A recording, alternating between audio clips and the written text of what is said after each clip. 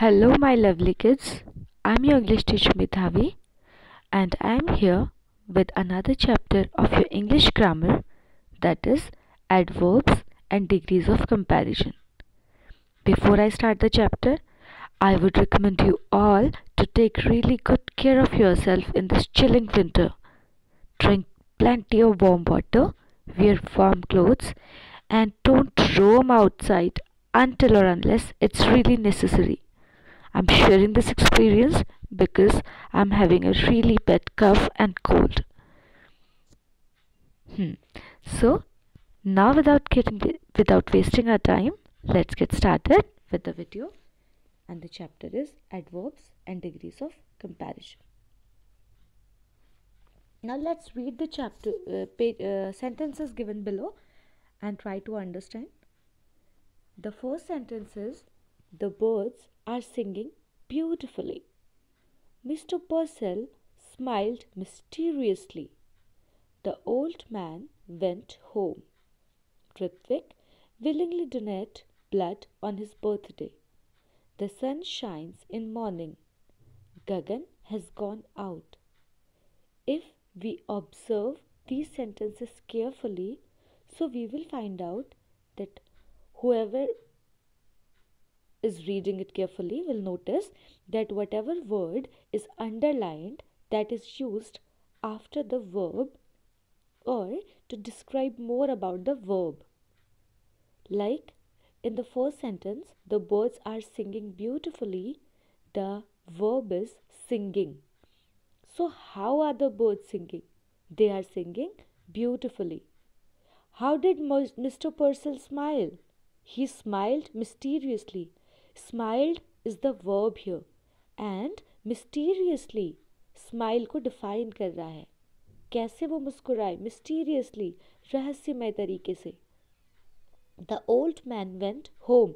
Went, गया. Past tense form of the verb go. यानी कि हमारा verb है went. Where did he go? Home. So, home is the adverb here. Ritwik willingly donate blood on his birthday. Okay. How does he donate the blood on his birthday? Willingly. The sun shines in morning. When does the sun shine? In the morning. Gagan has gone out. Gone. Verb hai. Where has he gone? Out. Dear children, in the fourth sentence, Ritwik willingly donate. मैंने ये गलती से donate लिख दिया. It will be donates because we are talking about a singular verb. Singular noun, sorry. So the verb will also be singular here. I'm so sorry for this mistake. The underlined words in the sentence above tell us that how the action is being done. जैसे कि मैंने आपको बताया, कोई काम हो रहा है तो कैसे हो रहा है. Birds गा रहे हैं तो कैसे गा रहे हैं? Beautifully गा रहे हैं. Mr. Purcell मुस्कुराए तो कैसे मुस्कुराए? Mysteriously मुस्कुराए. How the action is being done. When the action is being done. The sun shines in the morning. Shine verb है ना. कब चमक रहा है सूरज? Morning में. Okay. And where the action is being done. Gagan has gone out. Where? Out. So, they tell us more about the verb. Such words are called adverbs. Sometimes, adverbs also tell us more about adjectives or modify other adverbs. We will study it in the upcoming slides. Position of adverbs. Adverb must be placed next to the words that requires to be modified. हमने generally क्या किया, जो verb है जिनको हमें modify करना है या एक्सप्लेन करना है या जिनके बारे में ज़्यादा बताना है, उसके जस्ट नेक्स्ट हम लोगों ने एडवर्ब को यूज़ किया. आपने पहले सेंटेंसेस में भी देखा होगा. Now the next sentences, the princess speaks gently. देखो स्पीक्स है, हमें स्पीक्स को मॉडिफाई करना है. कैसे बोलती है? जेंटली. ओके. कभी कभी adverbs are used before verbs. ये तो हमने प्रीवियस सेंटेंसेस में भी देखा. He mostly eats his meals on time. Eats है ना verb. अब ये eats के बाद में यूज़ हुआ है, eats से पहले यूज़ हो गया है. He mostly eats his meal on time. So, अभी on time भी यहाँ पर adverb हो सकता है कि when does he eat on time, और mostly describe कर रहा है eat को. Sometimes adverbs are used after the first part of the verb. Our parents are. Always complaining about discipline. Verb का फर्स्ट पार्ट है आर और second part है complaining. तो जो आर हमारा हेल्पिंग वर्ब भी है, उसके बाद हमने एडवर्ब को यूज़ किया। If a sentence that has both adverb of manner and adverb of time, then adverb of manner will come first in the particular sentence. देखो मैंने आपको बताया था ना, he mostly eats his meal on time. हमें हमें यहीं पे हमारा सेंटेंस मिल गया कि यहाँ पर मोस्टली ये आपका एडवर्ब ऑफ डिग्री को सॉरी एडवर्ब ऑफ फ्रीक्वेंसी को डिफाइन कर रहा है, और टाइम हमारा ऑन टाइम जो है हमारा वो टाइम को डिफाइन कर रहा है। तो हमने जो पहला वाला एडवर्ब है उसे लिया है, he mostly eats his meal on time. I hope आप लोग इतना तो समझ गए होंगे कि जो एडवर्ब्स होते हैं, देखो अगर आप एडवर्ब शब्द को ही ध्यान से देखोगे तो ऐड का मतलब होता है ऐड करना ना, ऐड, और फिर दूसरा है वर्ब। अगर आप इसको सिंपल फॉर्म में समझेंगे तो जो वर्ब के साथ ऐड हो रहा है दैट इज़ एडवर्ब। जो वर्ब को ज़्यादा डिफाइन कर रहा है that is adverb. Speaks verb था, उसको डिफाइन किया जेंटली ने, उसके साथ ऐड हो गया। ईट्स वर्ब था, उसको मोस्टली से डिफाइन किया तो मोस्टली के साथ ऐड हो गया। कंप्लेनिंग या आर, जो हेल्पिंग वर्ब है आर, और कंप्लेनिंग जो मेन वर्ब है, उन दोनों को डिफाइन कर रहा है तो ऑलवेज हो गया, ये हमारा एडवर्ब हो गया।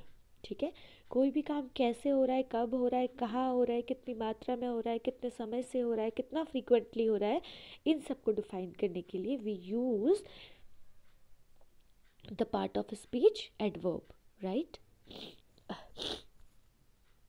Now kinds of adverbs, how many different kind of adverbs are there? Adverb of manner, कोई काम कैसे हो रहा है, adverb of place, कोई काम कहाँ हो रहा है, adverb of time, when the action is taking place, adverb of degree, कितना ज़्यादा इंटेंसिटी के साथ हो रहा है, फ्रीक्वेंसी कितना फ्रीक्वेंटली हो रहा है। इंटरोगेटिव आपको पता है जब हम क्वेश्चन को डिफाइन करते हैं, और रिलेटिव मैं आपको आगे पढ़ाऊंगी। Kinds of adverbs. Adverbs of manners answer the question how. मैंने आपको बताया ना how the action is taking place. Okay. Savas works smartly. अब works तो verb है. How does he work? Smartly. He works smartly. तो smartly हमारा adverb होगा. Adverb of place answer the question where and tell us the place of an action. The boy sat inside the hut. बैठ गया boy, लड़का बैठा, कहाँ बैठा? Inside the hut. तो inside हमारा adverb हो गया. Adverbs of time indicate the time of duration of an action and answer the question when. यहाँ पर मैं भुलक्कड़ हूँ और मैंने adverb of time लिखना मैं भूल गई, तो आप समझ जाना कि adverb of time indicate the time और duration of an action. The flight will arrive tomorrow. कब आएगी? Arrive, आना, verb है. कब आएगी? Tomorrow. Tomorrow is the adverb of time here. Adverbs of degree tell us that intensity of an action and modify an adjective, a verb or another adverb. They are placed before the adjective or adverb and answer the question how much. I have eaten enough today. कितना खा लिया? बहुत. Enough. I have eaten enough. Enough है हमारा adverb of degree. Vinita almost finish the project on time. Almost, लगभग finish कर दिया था उसने प्रोजेक्ट. Adverb of frequency. अब आपको पता है फ्रीक्वेंसी क्या होता है, कितना फ्रीक्वेंटली कोई काम होता है. Often go there, I seldom go there, regularly और एवरी डे, एवरी टाइम, जो भी है. So adverb of frequency indicate how often, कितना रेगुलर बेसिस पर, और how frequently an action takes place, and it answers the question how often. Nalan often plays badminton the evening, अक्सर badminton खेलता है. ठीक है. Interrogative adverbs are use for asking questions. अब आपको इंटरोगेटिव का मतलब तो बेटा कब से पता है? जब से आप लोग टाइप्स ऑफ सेंटेंसेस पढ़ रहे हो, right? Words such as when, how, where, why, how many, how much, how often and how long are often used for asking questions. They ask questions about time, place, number, manner, quantity and reason. Like how long did it rain? वैसे तो time का है, लेकिन when did it rain नहीं है, कब बारिश हुई नहीं, कितने लंबे समय तक बारिश हुई. How does she go to school? वो कैसे स्कूल जाता है. ठीक है. How much you have to learn for the test? कितना ज़्यादा तुम्हें पढ़ना है. Why are you sad? Reason भी ये बताता है कि आप सैड क्यों हो. आर है ना helping verb, so why are you sad. Relative adverbs are when, where and why. They modify a word and refer to a thing or person that the pronoun refers to. I cannot remember the day when I bought this dress. मैंने dress कब खरीदी? I cannot remember the day when I bought. Purchase करना है ना when. ये when वाला कौन सा क्वेश्चन वाला when नहीं है, ये तब, जब, कब. ओके, तो जब, ओके, इसलिए, जहाँ, तहाँ, वहाँ, यहाँ. So that these kind of words are answered by the question, by the adverb, which is relative adverb. Now comes the degrees of comparison in this. Look at the following. अब आप देखो, जब हम degrees of, excuse me children, I'm really degrees of comparison. अब degrees of comparison you have studied in adjective also. Tall, taller, tallest, fat, fatter, fattest, thick, thicker, thickest, beautiful, more beautiful, most beautiful. Okay, I'm smart, you are smarter, and she is the smartest. I'm tall, you are taller, and Pranay is the tallest. Okay, like this. तो जैसे हमारी adjective की degrees of comparison होती है, बिल्कुल वैसे ही हमारी adverb की डिग्रीज ऑफ कंपैरिजन भी होती है. जो रन्स फास्ट. अब रन्स यहाँ पर हमारा क्या है? ये जो फास्ट है ना, ये एडजेक्टिव नहीं है, ये एडवर्ब है, क्योंकि ये जो को डिफाइन नहीं कर रहा. अगर जो इज़ फास्ट होता तो जो हमारा नाउन है, नाउन को डिफाइन करता है एडजेक्टिव. जो अगर मैं कहती कि जो फास्ट है, Joe is fast and Jasmine is faster but Jenny is the fastest, लेकिन हम यहाँ पर इन नाउन्स को नहीं डिफाइन कर रहे, we are defining the verbs. Run, तो Joe runs fast and Jasmine runs even faster and Jenny runs the fastest among them all.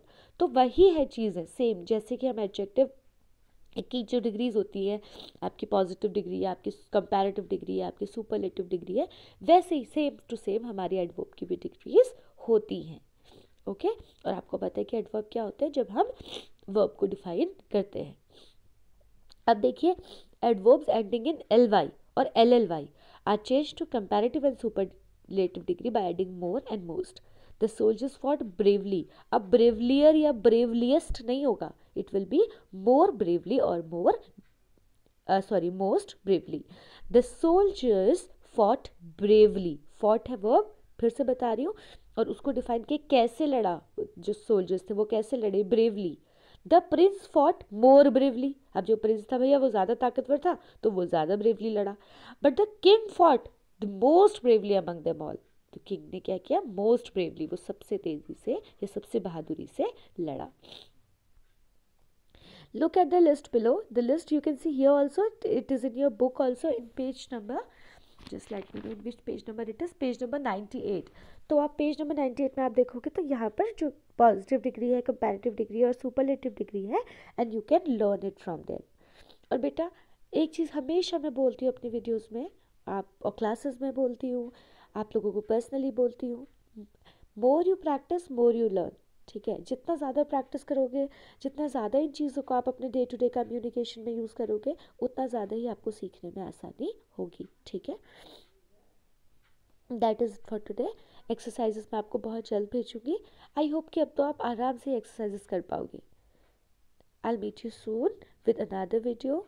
Till then take care of yourself and your family. मिलते हैं बहुत जल्द. Thank you.